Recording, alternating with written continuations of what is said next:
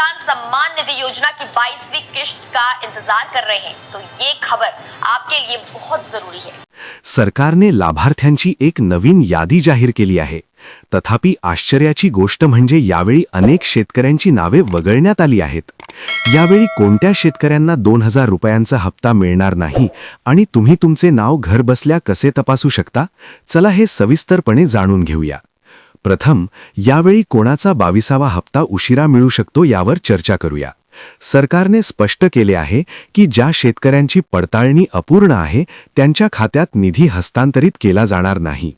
जर तुमचा EKYC अपूर्ण असेल किंवा तुमच्या जमिनीच्या नोंदी अपडेट केल्या नसतील तर तुमचा हप्ता उशिरा येऊ शकतो।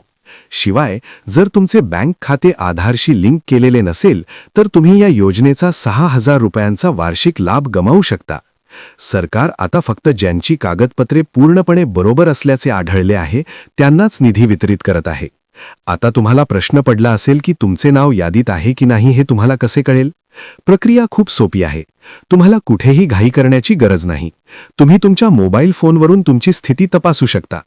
तुम्हाला फक्त अधिकृत PM किसान वेबसाईट pmkisan.gov.in ला भेट द्यावी लागेल।